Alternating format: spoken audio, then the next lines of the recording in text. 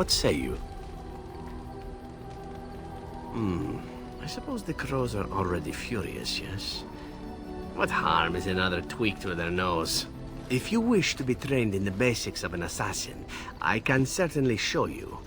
Or anyone else who is also a rogue. It shall be fun. I will make it fun.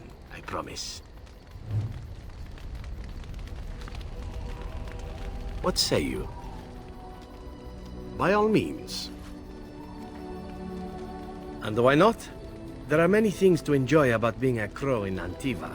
You are respected, you are feared. The authorities go out of their way to overlook your trespasses. Even the rewards are nothing to turn your nose up at. As for the killing part, well, some people simply need assassinating. Or do you disagree?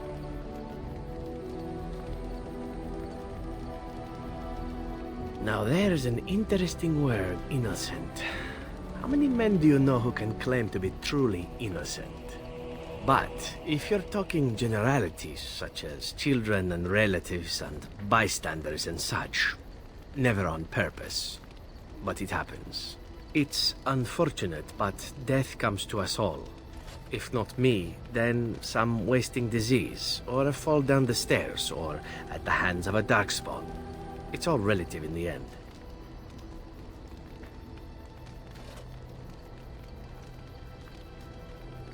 Death happens, as we like to say, and when I get paid for it, death happens more often. As far as enjoying the act of killing itself, why not? There is a certain artistry to the deed, the pleasure of sinking your blade into their flesh and knowing that their life is in your hands.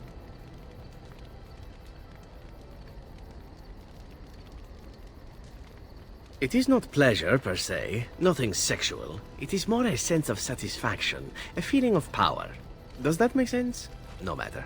There are many things I did not enjoy about being a crow, of course. Having no choice, being treated as an expendable commodity, the rules, oh, so many rules. But simply being an assassin, I like it just fine. I will continue to do it if I can, even if I am not a crow. Honestly, could you picture me doing something else?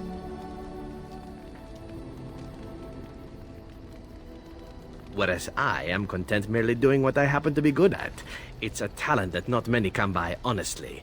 I don't see why I need not pursue it. Of course, all these thoughts are moot. Chances are still good that you and I will perish, eaten by darkspawn or slain by the crows at some point. Very gruesomely, I imagine. But it is pleasant enough to chat about.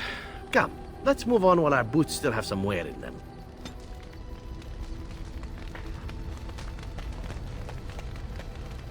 What's on your mind?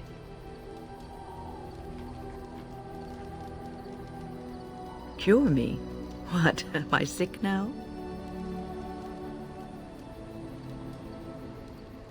Even you know that you cannot cure the dead. And I'm not the only one dying. You are too. I'm just more efficient about it. Ah, child. Your concern is heartwarming. But death comes to everyone. And it is not something to fear.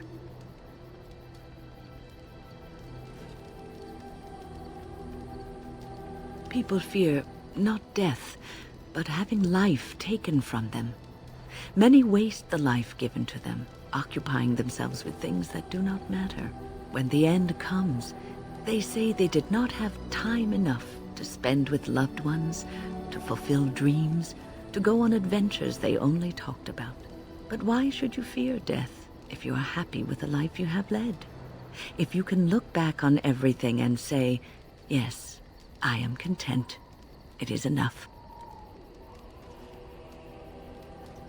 I think I've led a good life, a full life, and I, for one, am not afraid of death, whatever it may bring.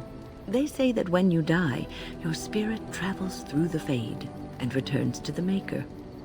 And after that, we'll see, won't we?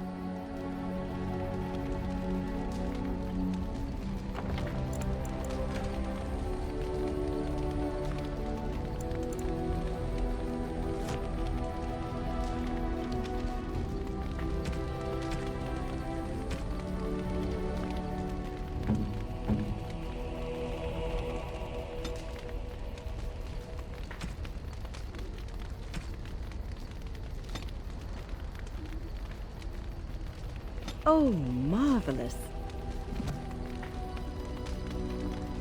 What's on your mind? I try not to dwell too much on the mistakes of my past, of which there are many. I would go quite mad if I did that. But I do have one regret.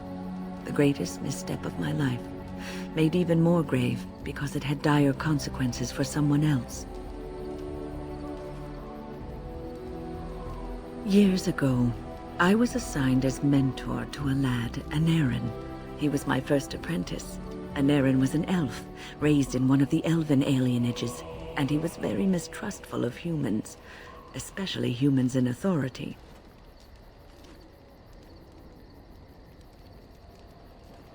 All he knew of the humans was what he had seen in the alienage. He was very wary of us. What Denerim needed was time. Time to get used to his new home, time to emerge from his shell, so we could build a rapport. I gave him no such time. I was young and arrogant. He is a mage, I thought. He needs to grow up and act like one. I expected too much from him too quickly. I gave no consideration to his origin or his feelings, and he retreated further from me. All I could think of was how stubborn he was, how he was throwing away all his talent and his potential just to be difficult.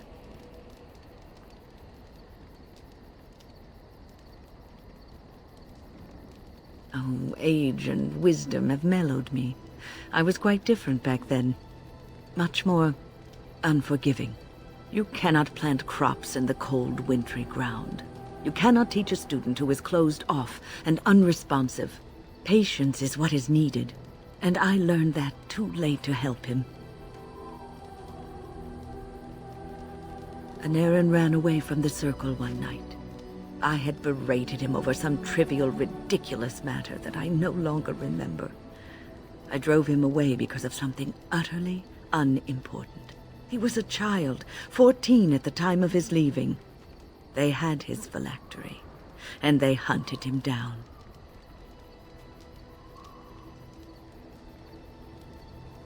They called him Maleficar, a mage who practices forbidden magic, deserving of death.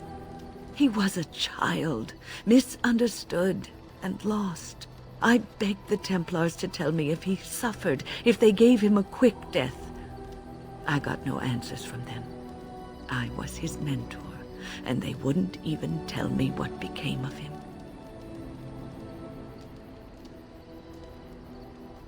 I should have known better.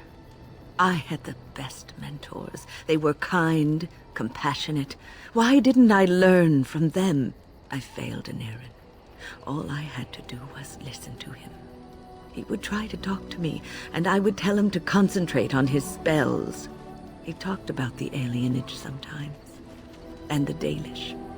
He always talked about looking for the Dalish elves. The Templars are well trained and thorough. That he still lives, it would be a vain hope. The apprentices that came after Denerim benefited greatly from the lessons I learned from him. In a sense, he was my teacher, and I his student.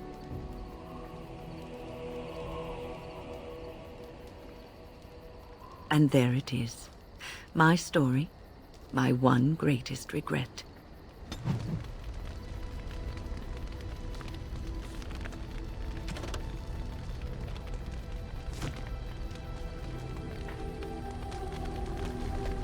Something I can help with? There's an idea.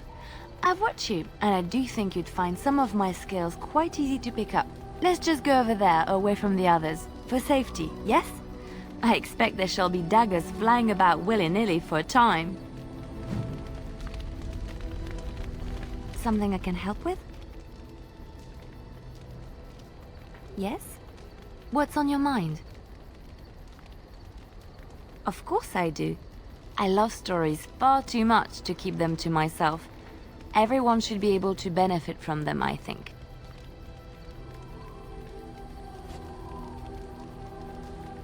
Of course, Orlesians enjoy telling stories. I shall tell you my favorite tale of Aveline, the Knight of Orlais.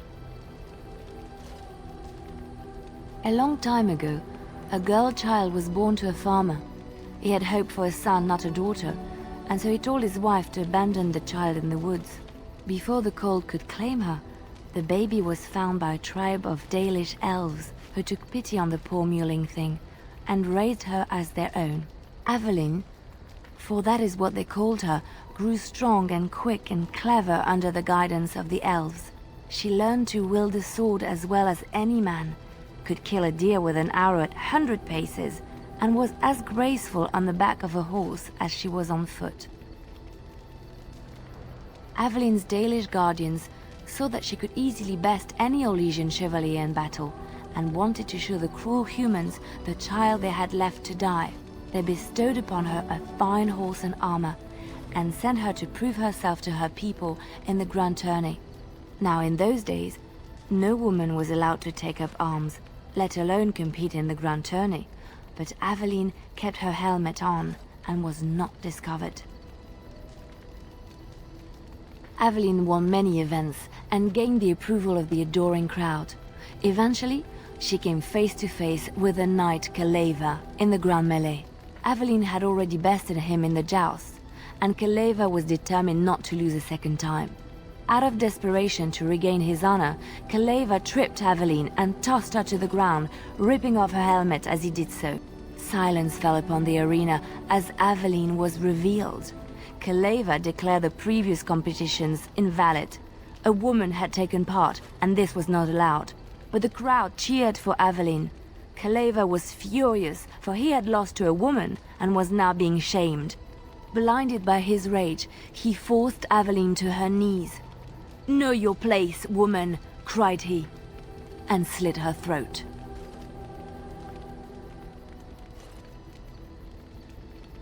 The son of the king, Prince Freyan, was present. He recognized Aveline's skill and bravery and began to see the injustice done to the women in his land. When he was made king, he rewrote the laws of Orlais so that women could also become chevalier. He honored Aveline and knighted her after her death. And to this day, any female who is knighted reveres Aveline the Brave, for she is the patron of all women chevalier.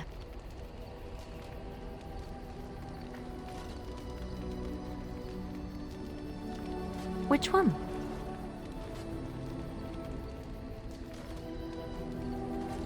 When Andraste began her exalted march against the Imperium, the elves joined her cause to fight their masters. The great elven leader, Shatan, born in captivity, rose up to lead his people. He foresaw a future where the elves were free. Shatan was killed when Andraste was betrayed, but the elves continued to fight, eventually breaking free of the Imperium. The elves claimed the Dales in the south and settled there in the land of their own. The elves lived in the Dales for centuries. They resurrected the worship of the elven gods and would allow the building of no chantry. This angered the chantry, and the hostility between the two factions finally broke out in open war. The chantry says the elves struck first, but I do not know whether to believe it.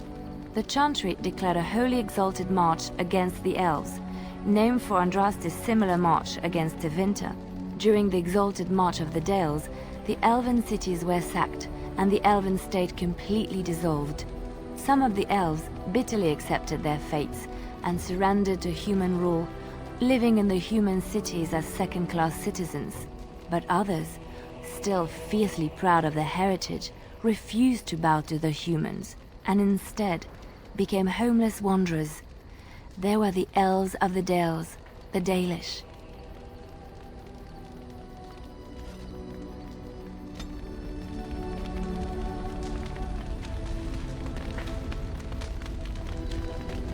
What is your wish, Kadan? Speak, then. Clearly your chantry agrees. My people have a tale. An Ashkari walked among the fields once, observing the laborers at work. Flax bloomed all around him, the color of still water. The air rippled like a curtain. As he stopped to examine a blossom, a bee stung him on the hand. The Ashkari turned to a laborer for aid and noticed for the first time the heavy gloves and coat she wore. As she tended to him, the Ashkari asked them why she was dressed so in such stifling heat. "To avoid your fate," she replied. "But there are many thousands of bees here," the Ashkari said to her, "and only one stung me. Surely your caution is unwarranted." "The stinger is always a surprise," agreed the laborer. "But so is the bee that simply passes one by."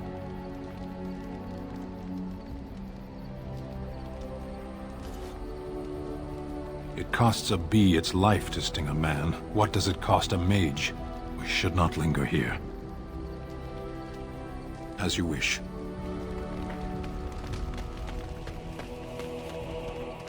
It speaks. It doesn't have better things to do. Oh yes, that I remember quite well. My former master, the mage Wilhelm, he brought me. As I recall, he had acquired some position with whatever lord ruled the land. I, being little more than a glorified possession at the time, was brought along. Oh, how he enjoyed impressing the villagers with me. Gollum snarl at that villager there, be fearsome.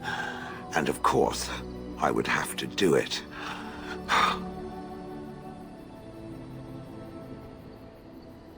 I'd have happily stomped them all into paste, and then ripped down their little houses and stomped on them, too. In fact, after 30 years of watching them, I'd do it twice. What I didn't like was being ordered to do it. Dangled in front of those frightened morons like some scary thing. Once I was a statue, it took those villagers years before they'd even approach me. The first one to actually work up the nerve to touch me urinated himself. Ugh. That is where Wilhelm kept me. He wanted me out in the open where I could be frightening like a scarecrow. I was supposed to watch for thieves. Pah! Plus, his wife didn't want me indoors. She said there wasn't room for me. Hag. Humph! I was once larger, 10 feet tall. Then the loathsome hag complained that I couldn't fit through the doors. So the mage had me shrunk down. Can it believe it? And she still wanted me out. With a chisel and a lot of nerve. He did love using that control rod.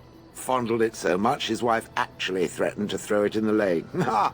I would have liked to have seen that. Which reminds me, where did it find the rod? Did it pay a great deal for it?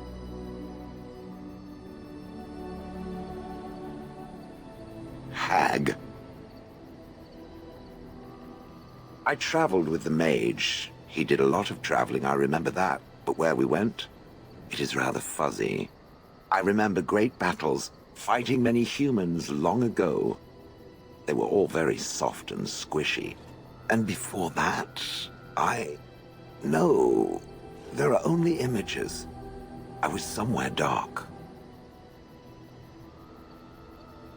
I have no idea. Wilhelm used to brag that the dwarves stopped making golems centuries ago. I do not age as you soft creatures do. Sadly, my memory is no better. Plus, I get bored and stop paying attention. Good. I was just about done talking about it. It does like to have a good chat now and again, doesn't it?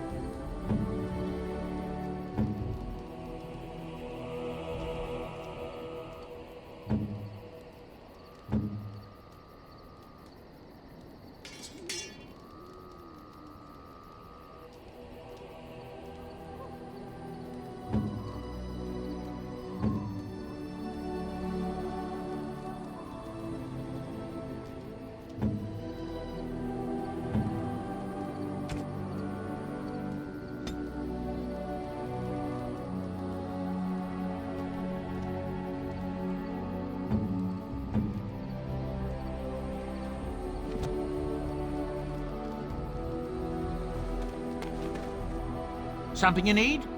I'm sure either my boy or I can help you out. I'm sure you'll be pleased with the goods my boy and I have collected, and with your discount.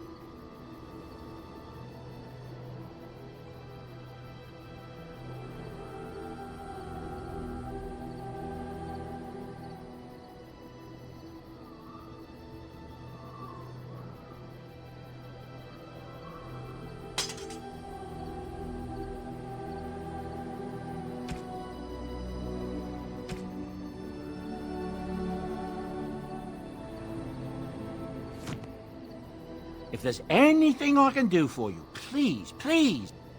Goodbye. Enchantment? Enchant...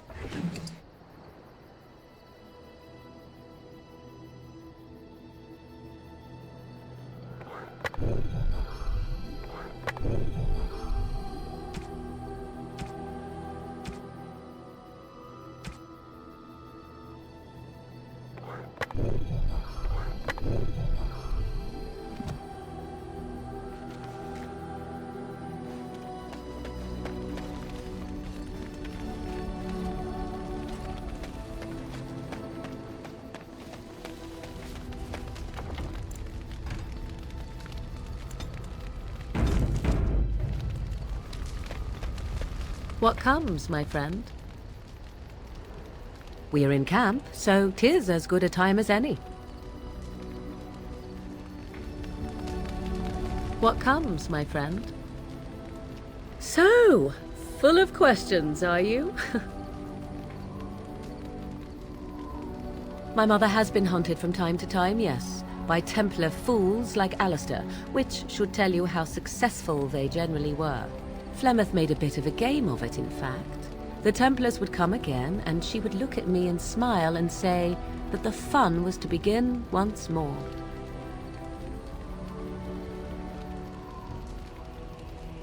They came with as much swagger and arrogance as they did self-righteousness. Pity them if you wish, for they held none for us. Flemeth would warn them, once. 'Twas a warning they inevitably failed to heed. And then the true game began. Often Flemeth would use me as bait. A little girl to scream and run and lure the Templars deeper into the wilds and to their doom.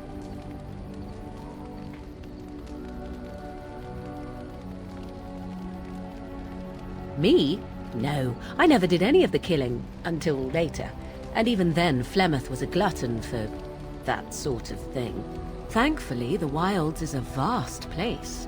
Once they found us, Flemeth would simply move us elsewhere, and we would be lost within the forest once again. I did not understand the danger we faced until I was much older. I had never heard of apostates or maleficarum.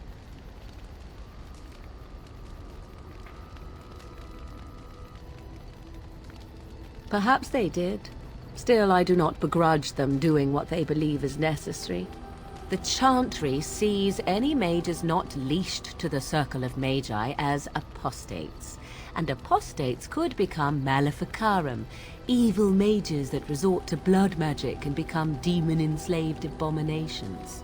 It may even be true. Still, those of us who prefer freedom see no reason to submit.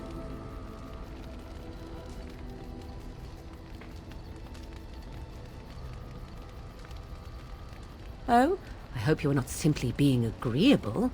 It would be a refreshing change. Enough of this talk. Let us return to the task at hand.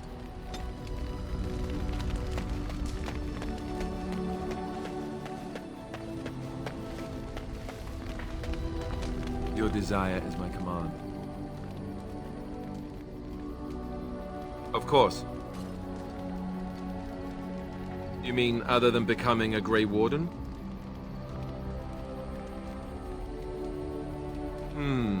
You know, I asked Duncan this too, and all I got was, "You'll see." Oh, it's not that Duncan wants to keep it a secret, it's just that the Grey Wardens don't discuss it much. I gather it's not a pleasant topic. The first change I noticed was an increase in appetite. I used to get up in the middle of the night and raid the castle larder. I thought I was starving. I'd slurp down every dinner like it was my last. My face all covered in gravy. When I'd look up, the other Grey Wardens would stare, then laugh themselves to tears.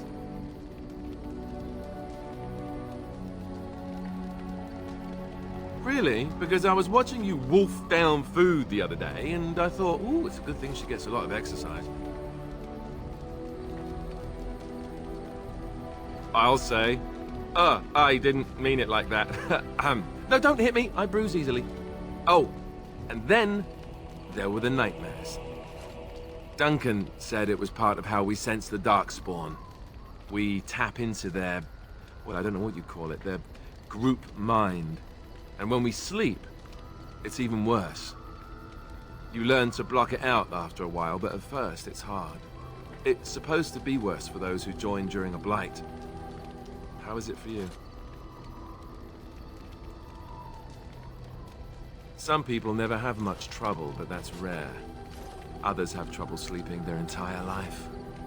They're just more sensitive, I suppose. Everyone ends up the same, though. Once you reach a certain age, the real nightmares come. That's how a Grey Warden knows his time has come.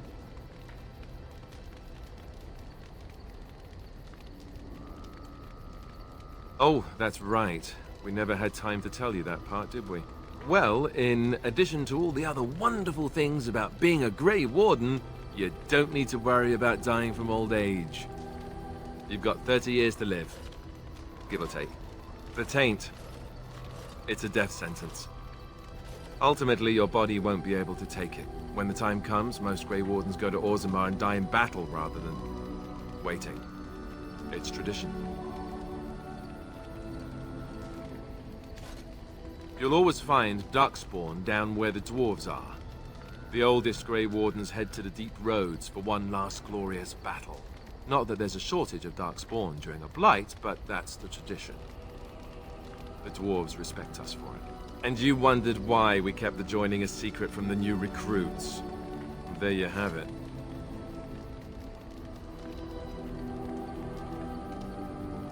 You know, Duncan, he started having the nightmares again. He told me that in private. He said it wouldn't be long before he'd go to Orzammar himself. I guess he got what he wanted. I just wish it had been something worthy of him.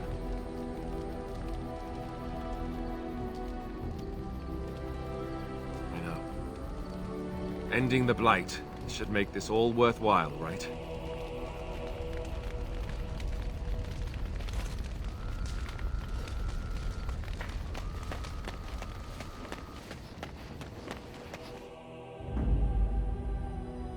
Yes.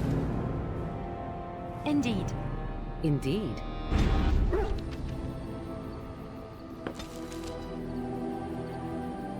I shall... Indeed. Indeed. Yes.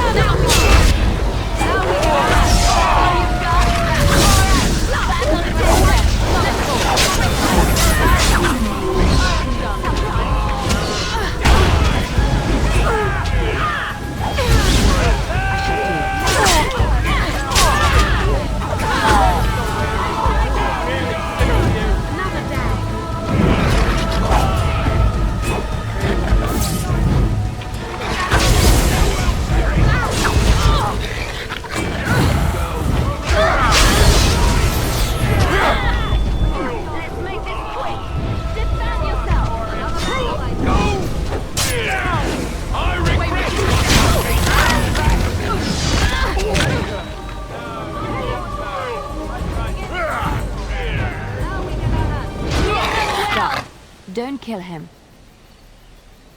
He is no common bandit. None of them were. Their weapons and armor are of fine make, and they are well trained. You know what I'm talking about, don't you? Who are you? Someone who regrets taking you on. I was told it would be an easy job. Kill the little red-haired girl.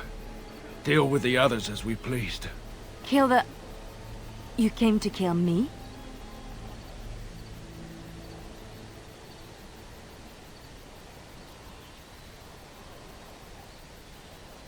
It could. You may be right. Who sent you? Why am I wanted dead? I don't pay to ask why someone wants someone else dead. I just need to know what to do and where to get my money. Ha! Money. I'll be lucky to get away with my life, it seems. Maybe we could work something out. You like the idea? Speak quickly. I've no real quarrel with you. Wasn't me that wanted you dead. But I know how you can find the one who does. I have some directions written down on how to get to the house. It's in Denerim. Yeah, it's the best I can do. Thank you. Now leave. I never want to see you again.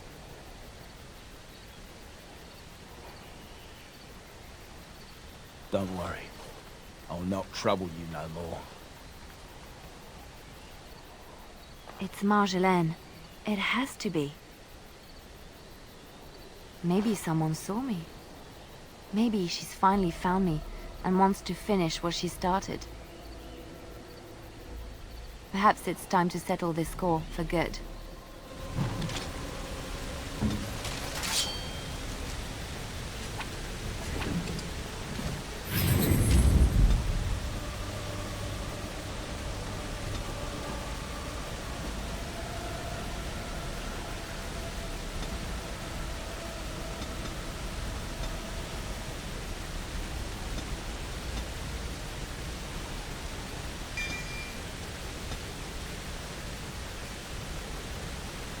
Your direction?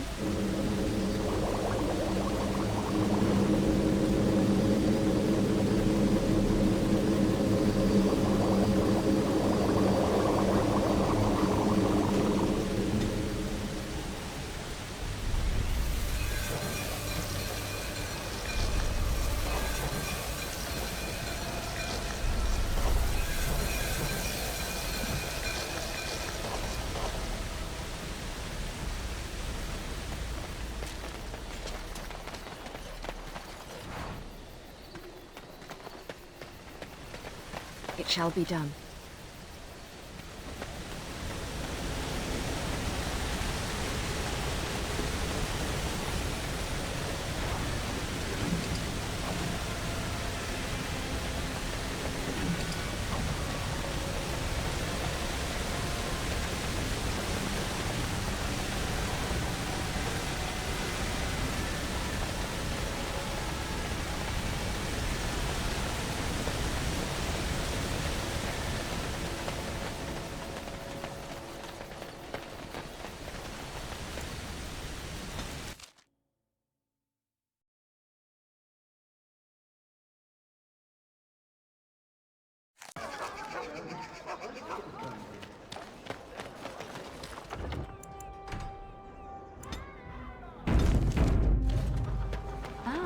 Denerim. If we have time, I would like to look for Marjolaine. We have a score to settle.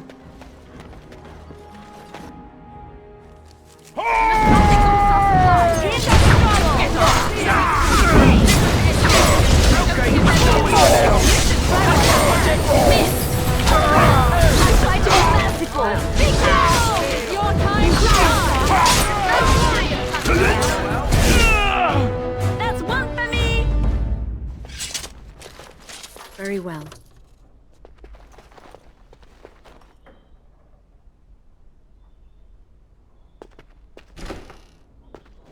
Liliana! Ah, so lovely to see you again, my dear. Spare me the pleasantries. I know you're... Oh, you must excuse the shabby accommodations. I try to be a good host, but you see what I have to work with. This country smells like wet dog everywhere. I cannot get the smell out. Even now it is in my hair, my clothes, ugh!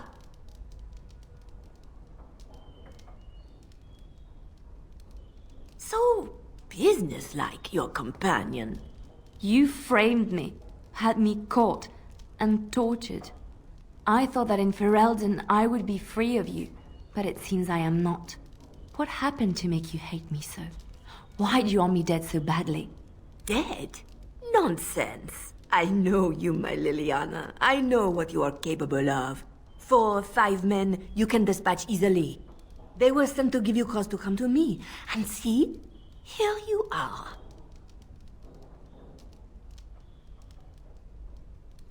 Ignore what she says. She's lying. I know how she works. What are you up to, Marjolaine? Why are you in Ferelden? In truth, you have knowledge that you can use against me. For my own safety, I cannot let you be. Did you think I did not know where you were? Did you think I would not watch, my Liliana? What is she up to, I thought? The quiet life, the peasant clothes, hair ragged and messy like a boy. This is not her. You were planning something, I told myself, so I watched. But no letters were sent, no messages, you barely spoke to anyone. Clever, Liliana, very clever. You almost had me fooled. But then, you left the Chantry so suddenly. What conclusion should I draw? You tell me. You think I left because of you? You think I still have some plan for revenge? You are insane, paranoid.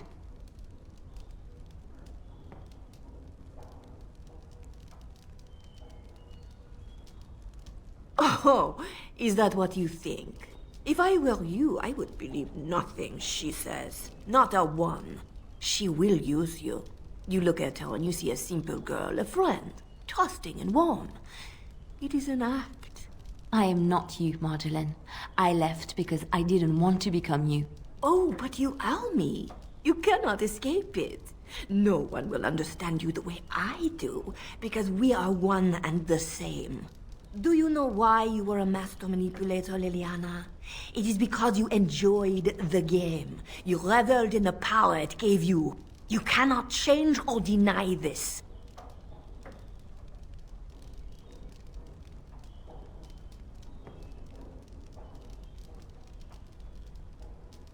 Thank you. You will not threaten me or my friends again, Marjolaine. I want you out of my life forever. Leave Ferelden. Go back to Arlay and never return. What you do is no longer my concern. I see. I will go, for now. But you carry a dangerous secret of mine, Liliana. It is not over. Not for us. She's gone. I don't know what to think. She said it wasn't over. No, she was lying. She won't come back. I need some time to myself. We will talk later.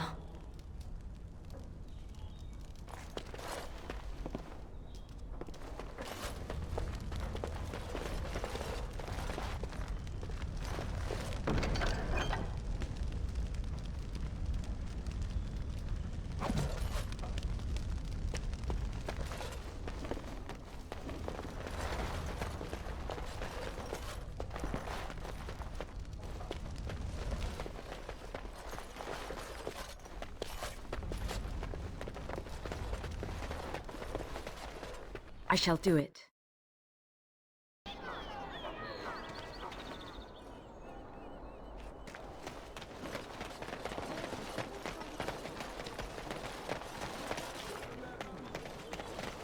Magic exists.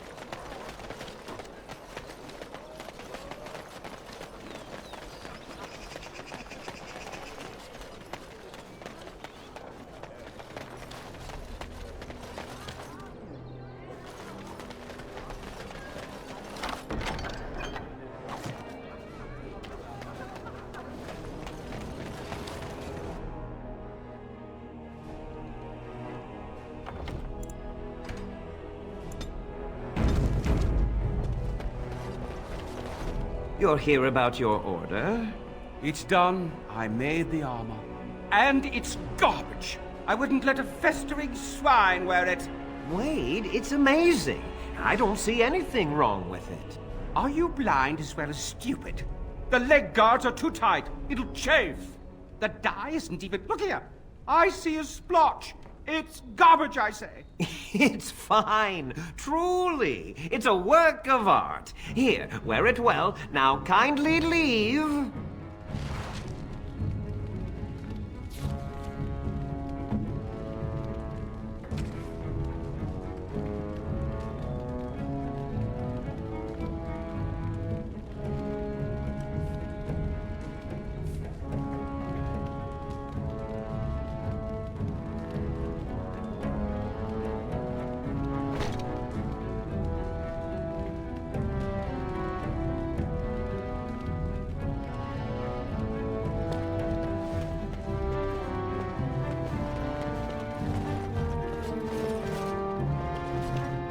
Bring more scales?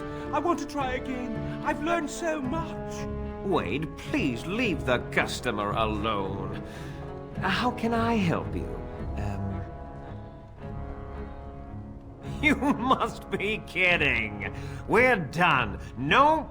Heren, more scales. I can make another set. Dear Andraste, no. I've been thinking every night about what I'd do different. It's all in my head.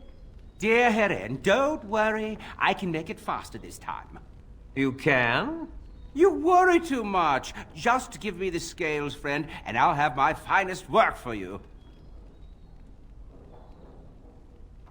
Perfect, you say? Well, there are a few alterations I could make. I'll close up the shop then. No more new orders. Think of the possibilities. We're closed. Oh, it's you. Your armor isn't done yet. Come back later.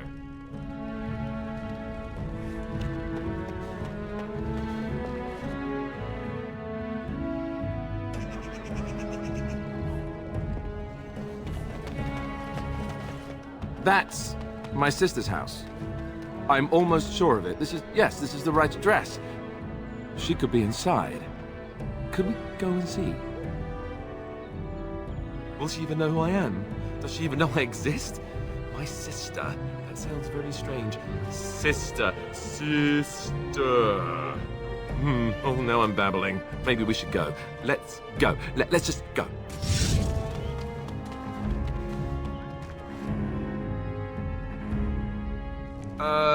Hello? Hey, you have linens to wash? I charge 3 bits on a bundle. You won't find better. And don't trust what that Natalia woman tells you either. She's foreign and she'll rob you blind. I'm not here to have any wash done. My name's Alistair. Well, this may sound sort of strange, but are you Goldana? If so, I suppose I'm your brother. My what? I am Goldana, yes. How do you know my name? What kind of tomfoolery are you folk up to?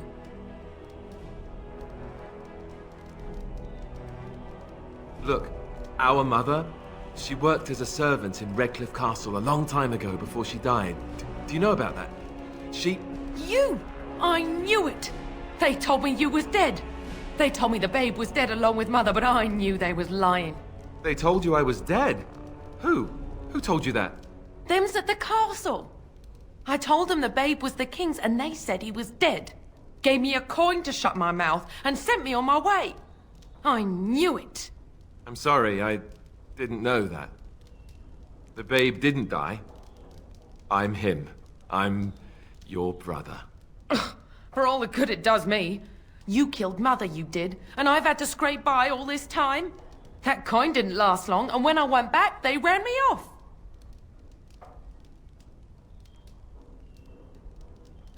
And who in the maker's name are you?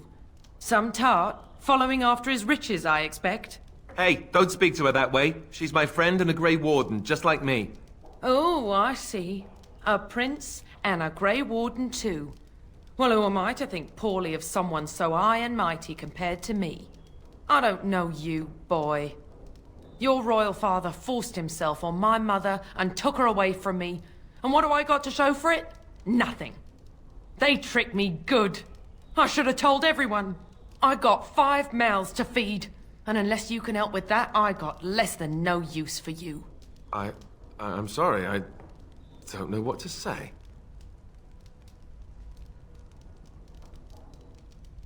Well, he found it. And what good is that to me? None, that's what. Unless he can see to it that his family lives as it should. I suppose maybe I could give her some money for my nieces and nephews. 15 sovereigns, maybe? Would you let me give her that? Then here, Goldana, take this money. I know it's not much, but... You, a prince, marching in here with your fancy armor and such, and this is all you got to offer? You must think I'm very stupid. No, wait, I don't think that at all. I want to help, if I can. You want to help? You go to whatever high and mighty folks you run with, and you tell them you've got nephews and nieces that aren't living as they've a right to. You do that!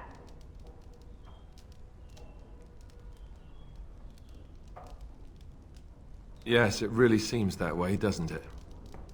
I wasn't expecting my sister to be so... I'm starting to wonder why I came. I don't know why you came either, or what you expected to find. But it isn't here.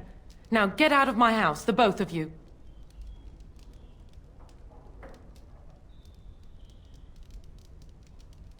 I agree. Let's get out of here.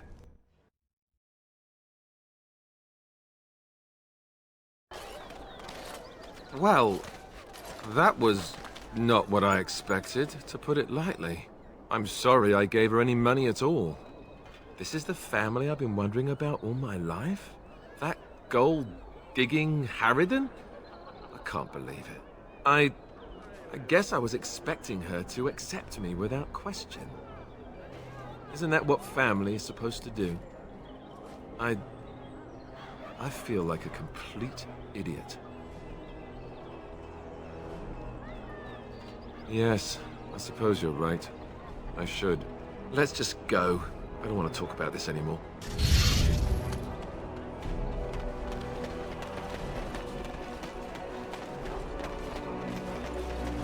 Dwarven Crafts. Welcome back. Is there something else you'd like to look at? Every...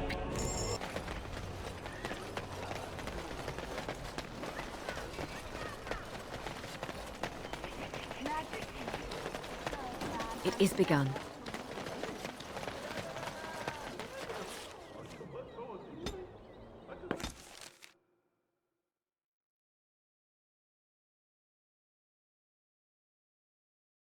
All right. I guess I really don't know how to ask you this.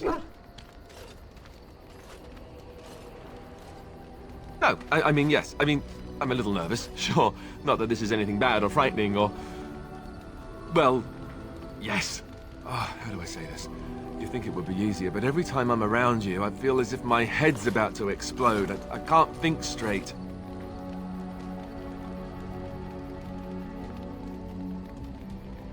Well, I hope you mean the head exploding thing in a good way. Here's the thing.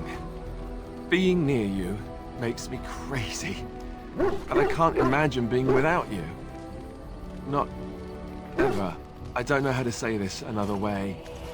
I want to spend the night with you, here, in the camp.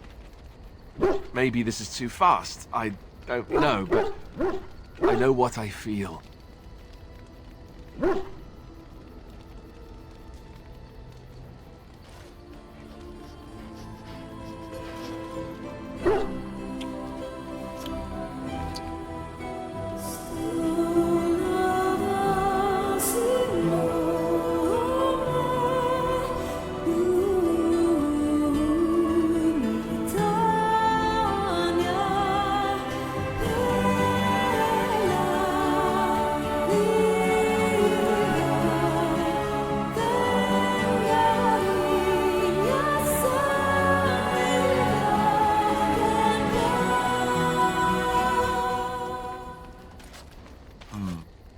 You know, according to all the sisters at the monastery, I should have been struck by lightning by now.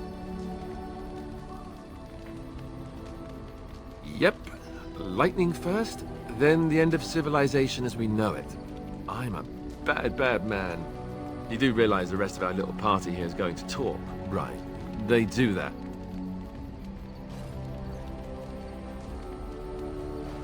See? This is why I love you. So, what now? Where do we go from here?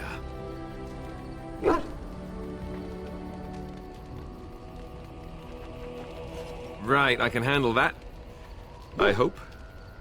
Before we go, have I told you that I love you? I did. Well, it won't kill you to hear it again, will it? See? Was that so hard? Oh, hello. Is there something you wanted to talk about? It's nothing. I'm fine. I'm just thinking. I can't get what happened out of my head. I'd been in Lothering for years, and she still thought I was plotting against her. She didn't trust me. Maybe she never did. She loved me when she could use me and control me. And now that she can't, she wants me dead. It hurts to realize that I never really knew her.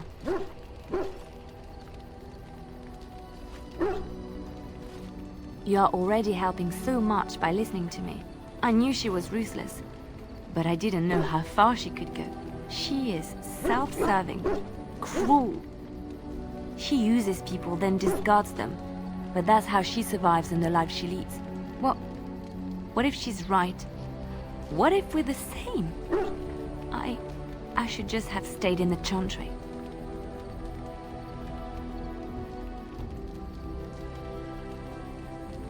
You don't understand. I forgot my life as a bard while I was in the cloister. I felt safe. I didn't have to watch my back all the time. That's what made Marjolaine the person she is, don't you see? It ruined her. It will ruin me too. Even now, I feel some regret at not ending her life in order to protect my own.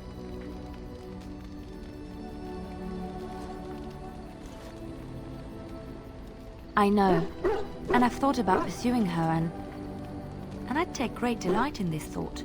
What we're doing, what we've done, hunted men down, killed them. Part of me loves it. It invigorates me, and this scares me. I feel myself slipping. How can you be so sure?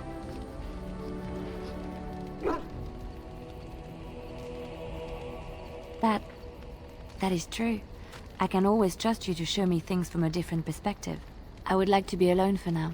I have many things to consider. Thank you for listening to me.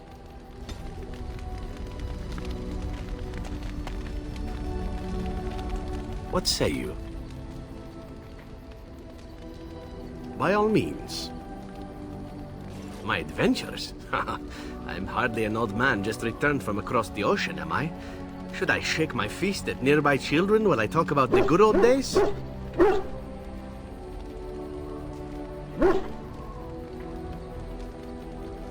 You mean you want to hear about the grueling training? Being locked in an oubliette for weeks at a time? The slavery? The festering injuries? Or are we seeking something more glamorous?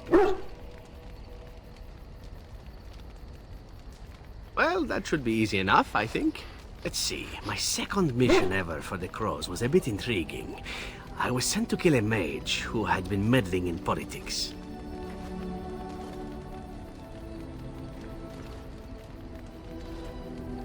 How should I know?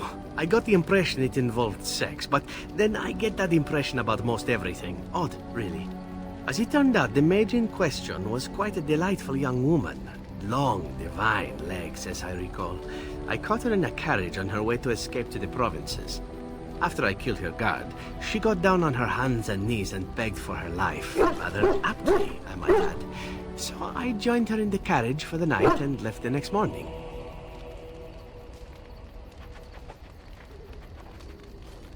Well, yes, twice, actually.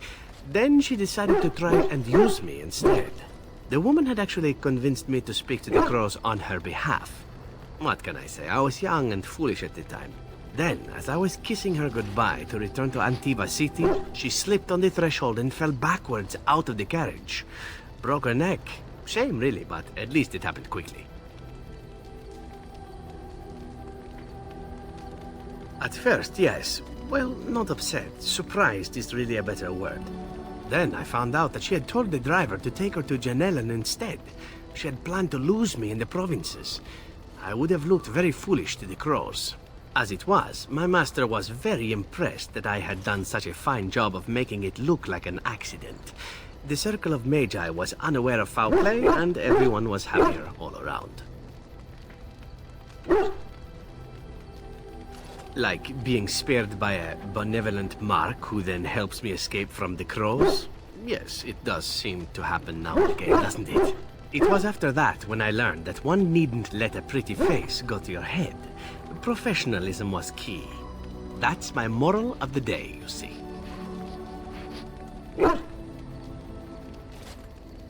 And one that not everyone learns, I'm sad to say. But that's enough tale spinning from me for the moment. Talking about the mage has made me a bit nostalgic, I'm afraid. Ah, the good old days.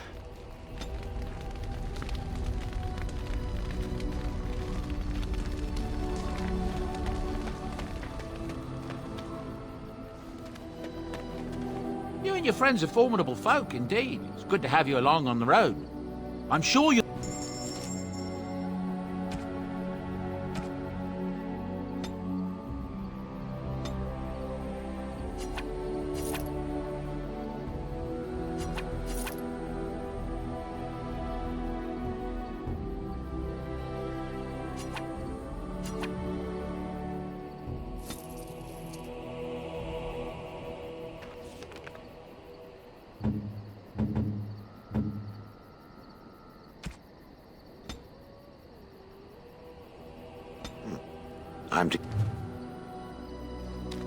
It speaks. It doesn't have better things to do. That part I know, as Wilhelm often bragged about it to whomever was willing to listen to him. He claimed to have found me in the deep roads. I was in the ruins of a Tig, he said, deactivated, with my control rod not far away.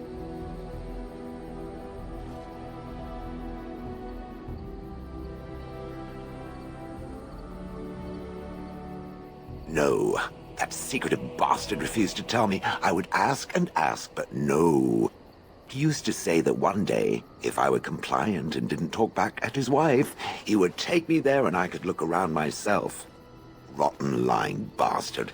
If I had his head in my hands now, I would squeeze it like a giant lemon. Squish.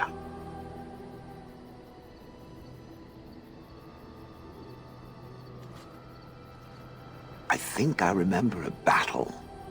It was long before, and then there was darkness. Bah, in short, no, I do not remember why I was there. It makes no difference. It was a hobby of his, scavenging. One of the reasons he traveled so much is that he was looking for entrances into the deep roads, old places the dwarves had long forgotten. And then he would sneak down and search for magical treasure, before anyone was the wiser.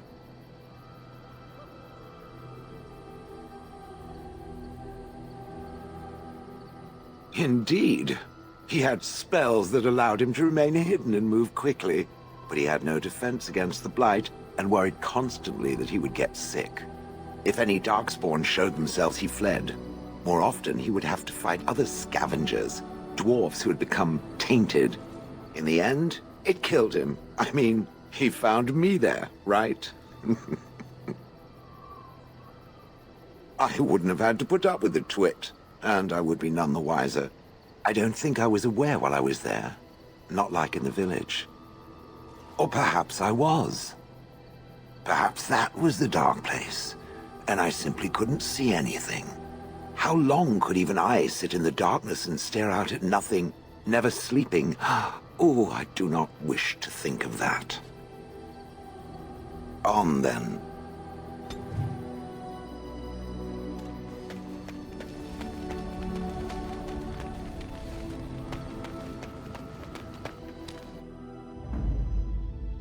Yes. Yes. Indeed.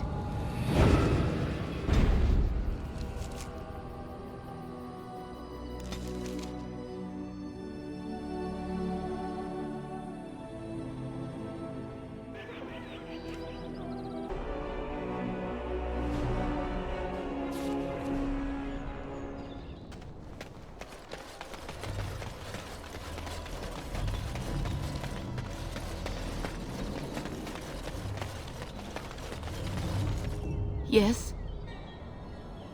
All right, let me take a look. What?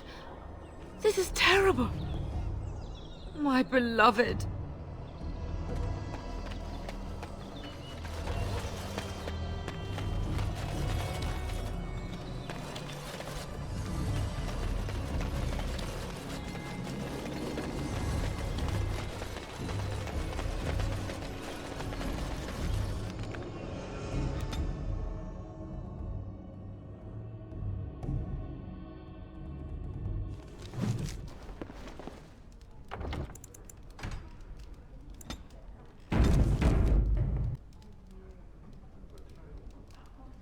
You know, I've been thinking.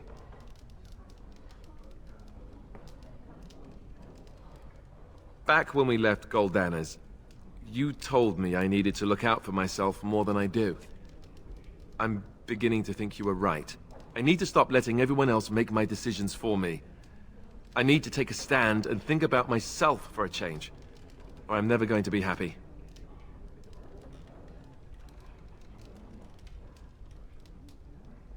Then from this point on, I'll be looking out for myself more. I should have done this a long time ago.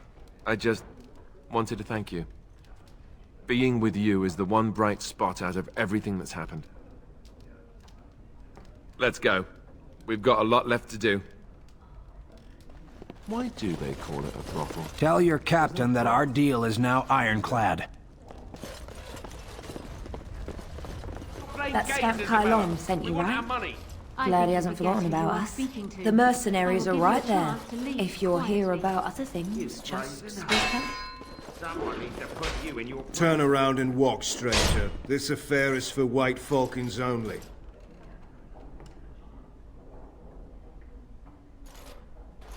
We're the toughest, meanest and loudest mercenary band from the Free Marches.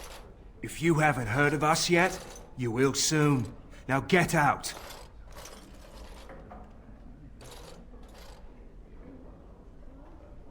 Get a load of this guard. You're telling us what to do? You have a point there. Man, let's clear out.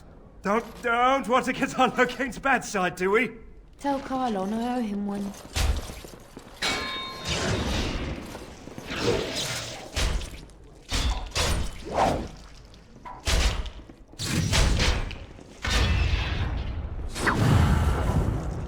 She's too good. Be off with you now, and be glad. And look who we have here. Come to apologize for leaving me bereft of my lord husband and then vanishing without a trace. You know it was just business, Isabela. Business that turned out well for you, I see. You inherited the ship, I take it. I suppose I never did like the greasy bastard, and the siren treats me far better than she ever did him. Indeed. This is Isabela, Queen of the Eastern Seas and the sharpest blade in Lomerin. And Isabela, my dear, you will no doubt be amused to discover that I am traveling with a Grey Warden. A Grey Warden? Charmed. I assume you saw that little drama, and none of these poor brutes has ever proven a match for me. They are too clumsy and predictable. I fight with quickness and wit, rather than with brute force and strength. I call myself a duelist because I honed my skills in duels with warriors I encountered over the years. As I said, it is better to avoid being hit, and it is best not to get into fights at all. An unusual request, coming from a fearsome slayer of Darkspawn. I am flattered that you wish to learn from me, sweet thing. It will take you years of practice to achieve true mastery of the style, but I can teach you the basics. I do, however, wish to get to know my potential student better, so we shall call for a drink, and you will honor me with a game. Do you have something else in mind? Oh, and now you've piqued my interest. It would surely be rude of me to decline such a delicious offer. Are you suggesting... with her? I mean, wow. And here I am, awake and everything. Perhaps your friend is feeling left out. There is always room for one more. Yes? Boundaries, hello? Are you really sure you want to... you know... Interesting, she says, like it was a good book or maybe a delightful pastry. Well, I'll say it. I am a weak man. I guess I'll have to play along. And what about you, Zev?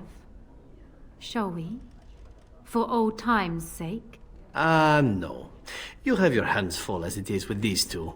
Perhaps another time, yes? I will hold you to that, Zevran. Come.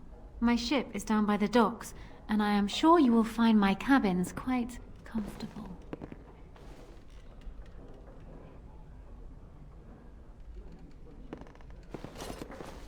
My dear, you wouldn't consider leaving Alistair with me, would you? Or perhaps letting me borrow him for a week every summer? I'm sure we could work out a deal. Of course not. You would misuse the ship, which I suppose is exactly what I would do with Alistair, though I suspect he would enjoy it while the ship wouldn't. Not that the idea of being borrowed isn't terribly fascinating, but let's not forget the Darkspawn. There may not be a week every summer, or any summer. Darkspawn? Is this the only thing men think about these days? What about the good old obsessions? Breasts, firm buttocks, wet frocks. Wet frocks. Now, wasn't there something you wanted from me? A lesson, perhaps? Come, we will need some space for this.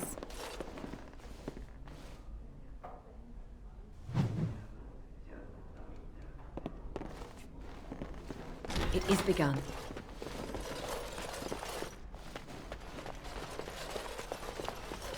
I shall do it.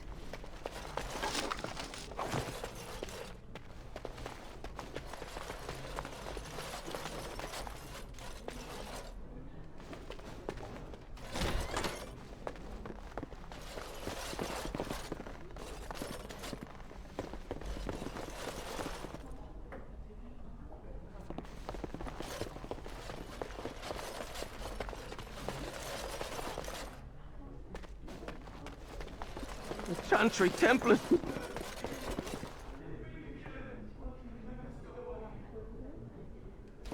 I could have handled it. Thanks. I think I need to hide somewhere. As you say.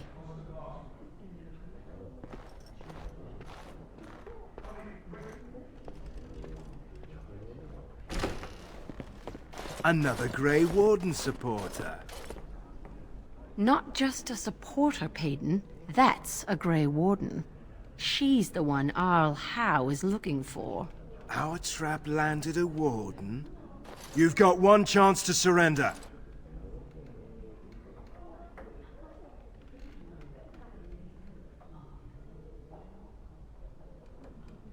For what it's worth, I believe you. Not that I particularly care. We're not common guards, Warden. We're Howe's elite. Shavra, Tennant, and Jarvie, let's kill ourselves a Warden. Watch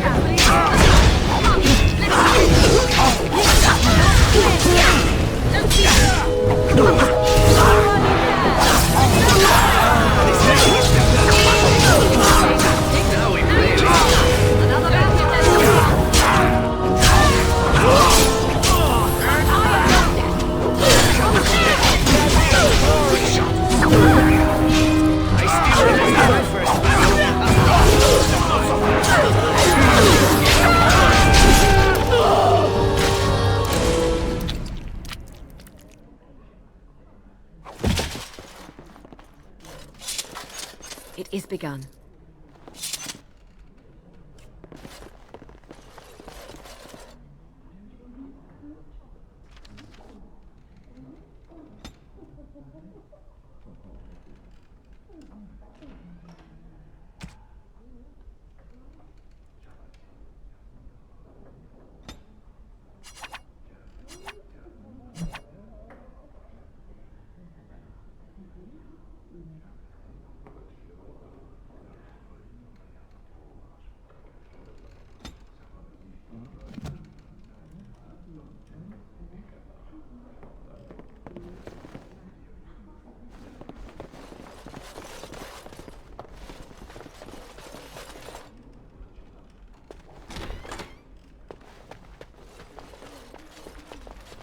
I shall do it.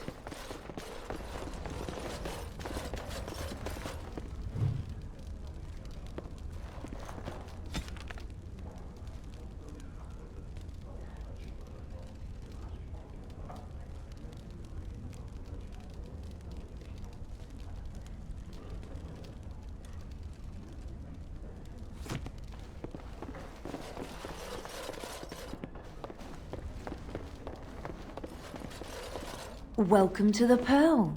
I'm Sanga, the proprietor. Have a seat, get comfortable, and tell me what you need. Every one of my people here is a skilled craftsman, and don't let anyone tell you different. You'll have to go one at a time, I'm afraid. Our rooms aren't quite big enough to share between so many. But we can discuss that in a moment. So what would you like me to show you? The men or the women? Or some of both, if you prefer. Come again.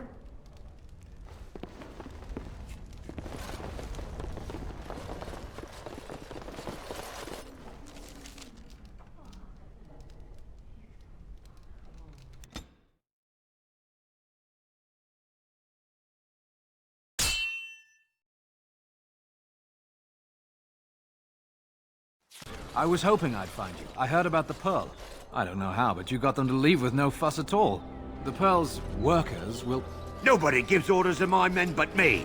A little lesson in respect is in order. I see. Don't bother sparing these louts. Things are about to get messy. Enemies approaching!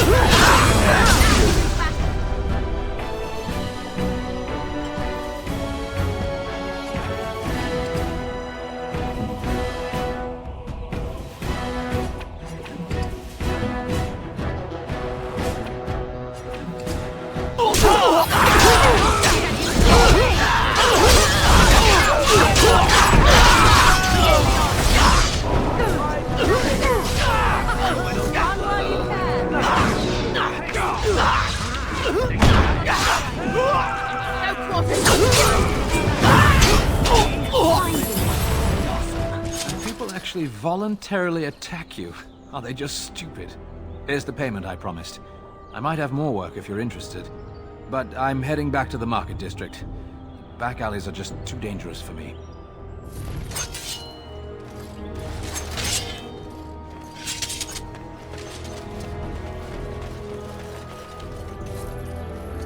I shall do it. As you say. Very well.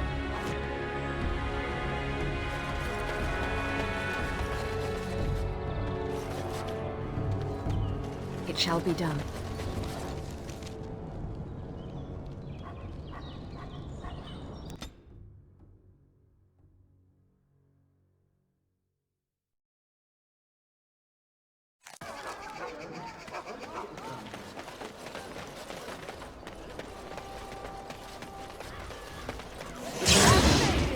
One world, one life, one death. There is but one God.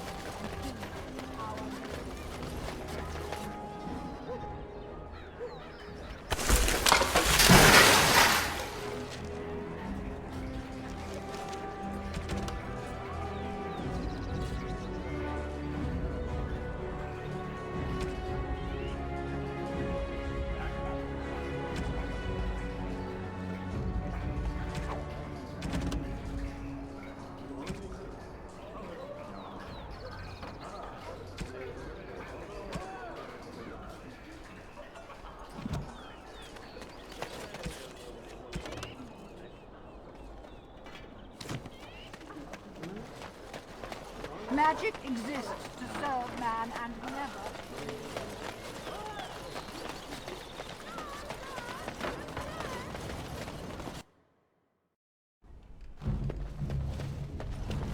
We're closed. Oh, it's you. The Drake scale armor is done, and it's, well, decent. Few things I'm rather proud of, and it didn't take as long as I feared. Odd. You'd better be very proud, Wade. We can't afford any more flights of fancy. I feel good, actually. I wouldn't mind working on Lord such-and-such's armor today. We'll see how long this lasts. Here's your armor. Now please leave.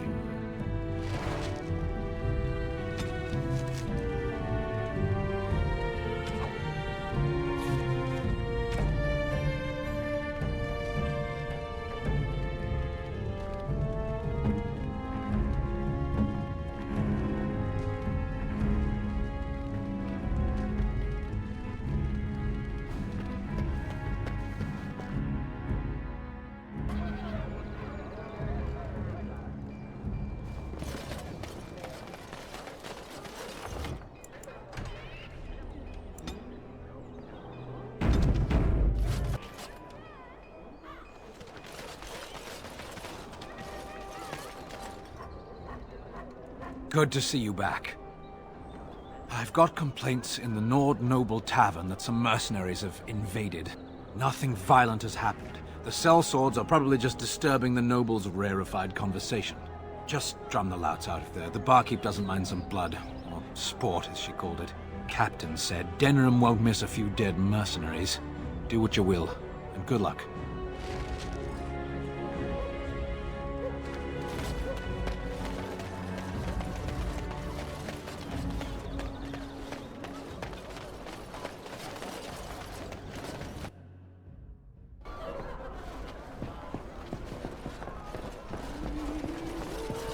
What can I get you, stranger?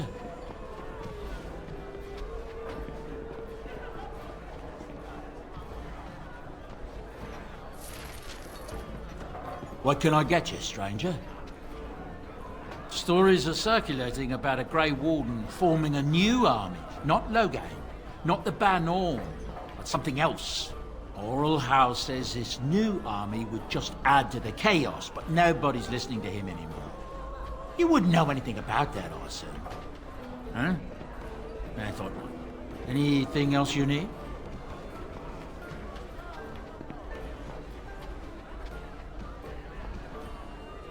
Right, I'll show you around.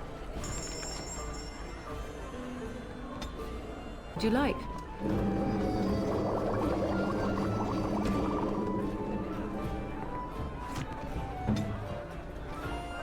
What can I get you, stranger? Right, I'll show you around.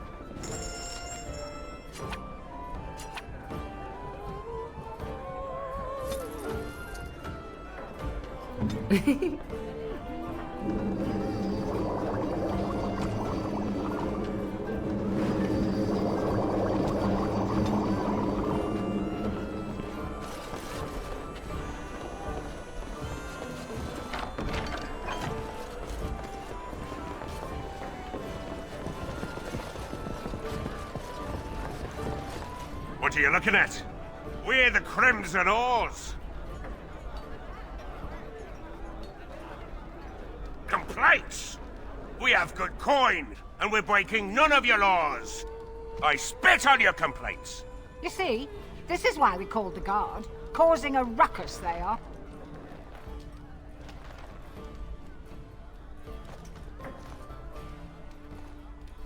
We are veterans of many battles. What are you to us? Ah! Then it's time for a bit of exercise.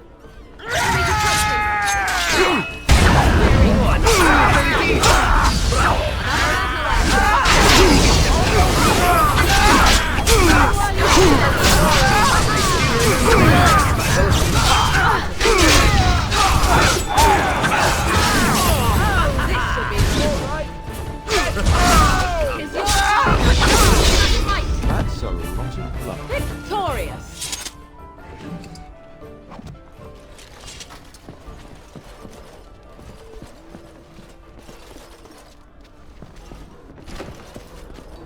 Good job clearing those louds out.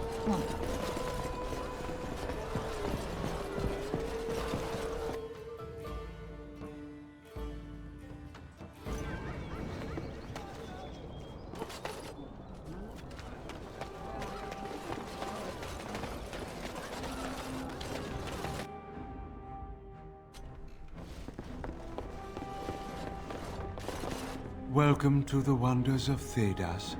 We carry items crafted by the Circle.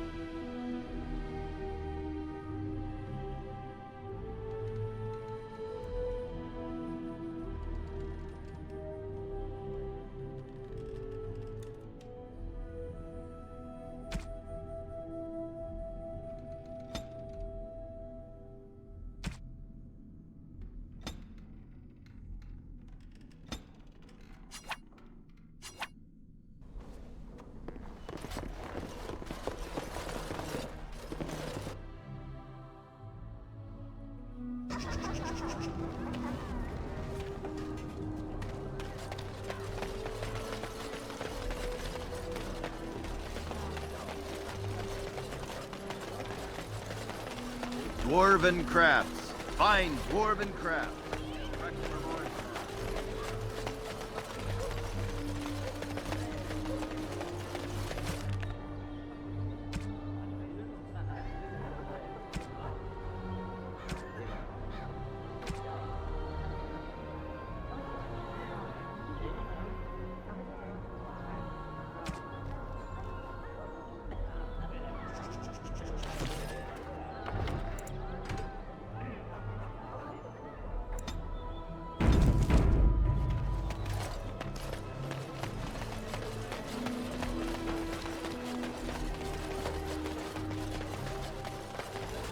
Edwina sends her thanks for getting rid of the Crimson Oars.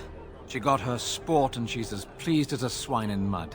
Here's payment. You've helped out a great deal. I have something for you. The Market District is a whole sight better because of what you've done for us. I know this may not be much, but it's an extra thanks. A lot of folks swallow whatever lies are fed to them, but us believers will try and spread word about you and the Wardens. Thanks.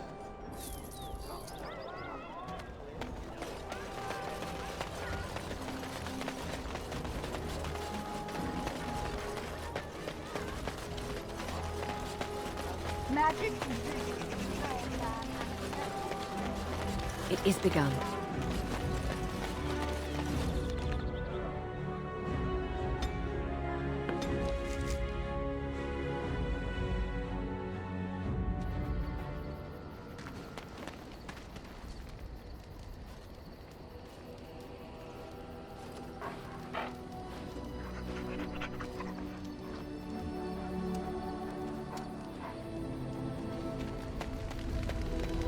What say you?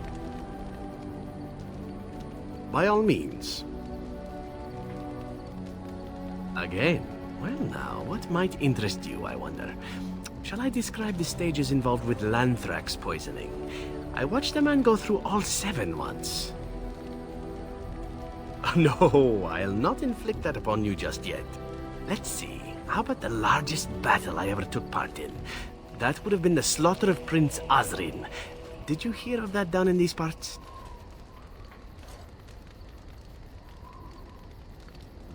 Me? Not personally, but I did take part in the attack. Prince Osrin was 4th in line to the throne, you see. He started off as 11th, but worked his way up the old-fashioned method by inheriting control of an entire Crocel from his grandfather. After assassinating his way through the royal family, the king hired 3 other cells to take down Prince Osrin once and for all. I was in one of those cells.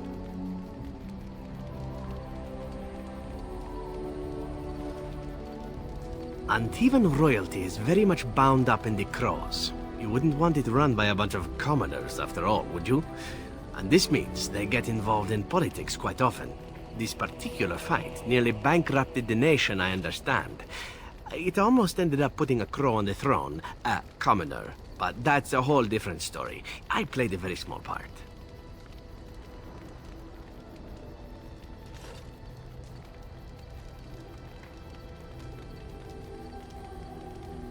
My part in the entire battle was taken up trying to reach Princess Verina, who had thrown in with her brother. I killed about 11 of her guards personally before I got knocked out of a window. I landed in a river and nearly drowned. I was fished out by some urchins who robbed me blind.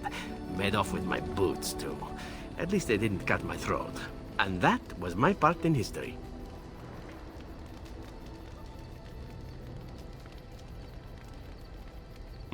I had to find my way back to the safe house, bruised and naked, and thankful to be alive. But there you go. Tale told. Let's be off before I tell more embarrassing stories, huh?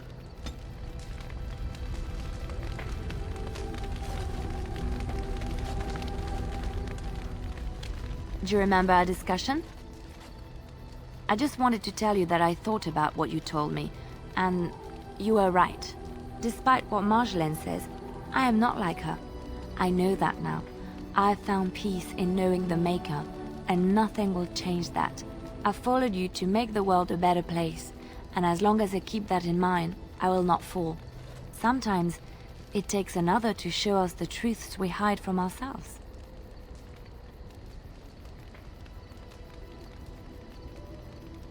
I'm glad I left Lothering in your company. You have proven a true friend, and I thank the Maker for you.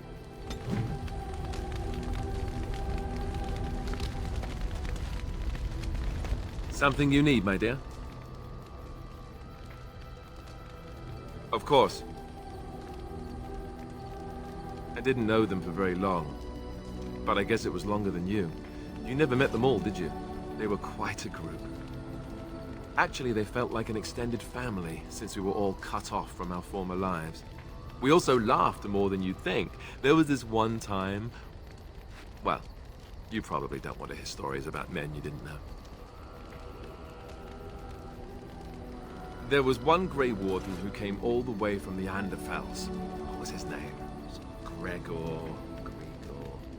He was a burly man with the biggest, fuzziest beard you've ever seen. And the man could drink.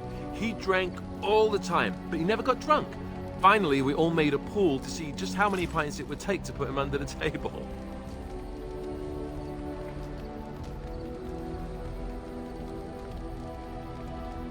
Sometimes, we were kin of a sort.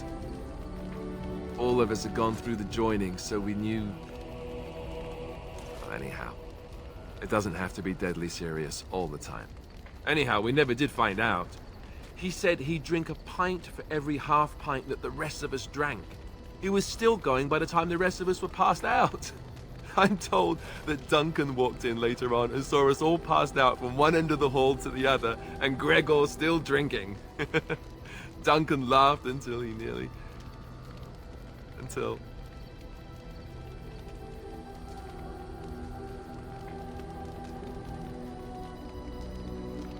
Yes, I suppose so. I thought I was done with this, but it just struck me that I have nothing to remember Duncan by. Nothing at all. There's no body, not even a token of his that I could take with me. That must sound really stupid to you.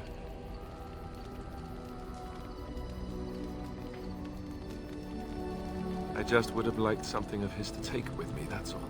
Well, there's no use in moaning about it, is there? He's gone. Let's just go.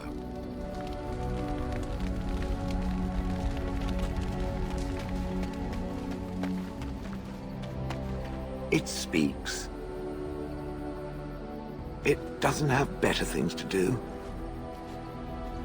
I do not sleep, so yes, and I thank it for reminding me. Try to imagine, if it will, what it would be like to be surrounded by nothing but boring peasants, all oblivious to it.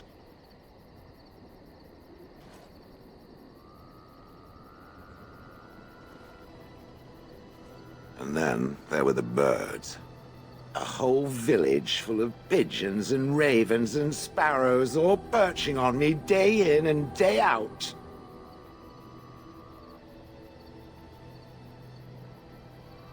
Those foolish villagers would spread birdseed near me, drawing the birds, because they thought having birds perch on me was quaint. Quaint! If there hadn't been the occasional kind soul to scour me clean,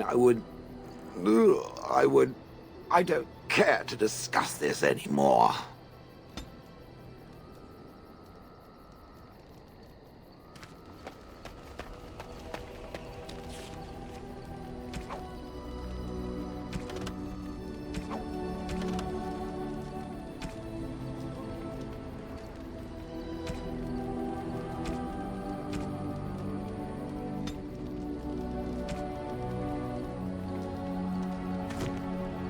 I shall do it. Yes. Yes. Indeed.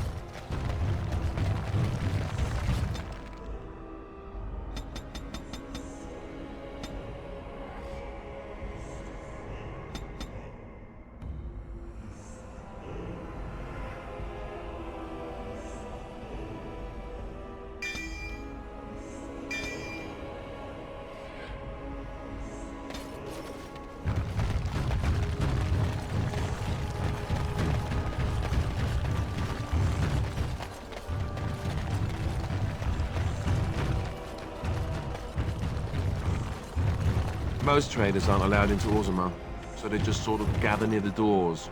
There's no laws up here at all, I'm told.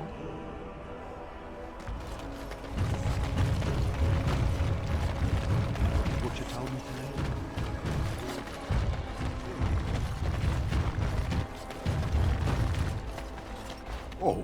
You wish to talk to me? Truly, it's a courtesy for one so well-armed to notice a lowly merchant. Someone has to. Trade with other races can dry up. We surfacers are Orzammar's lifeline. Even if we're denied a caste, the Assembly says we've turned our back on the stone, but they still use the goods we bring. Hypocrites. Maybe it'll change by the time my children are grown. Twice a year, I'm confined to a trade stall in the Commons, but I see enough. It's very closed in. My grandfather says I've lost my stone sense. I was born topside. I don't remember having it. Best of luck to you.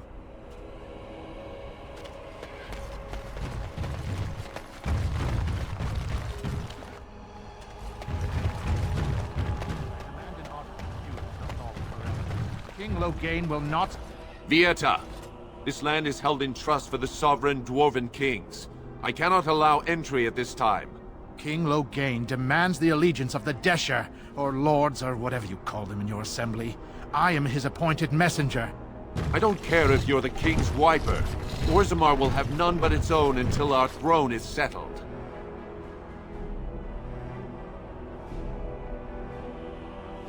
None more important than mine. Your business will wait. Orzammar must limit outside influence until the throne is settled. No one gets in.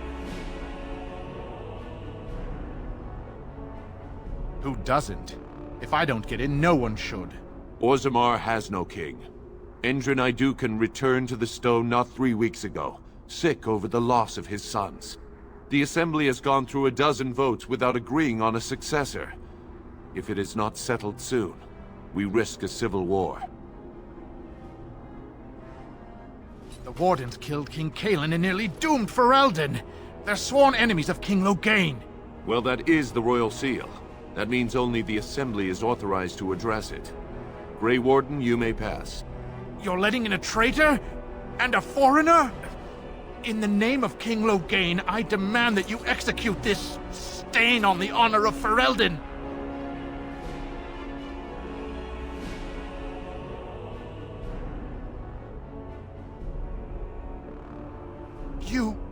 You'll hear of this. King Loghain will see you quartered. You are free to enter Orzammar, Grey Warden. Though I don't know what help you will find.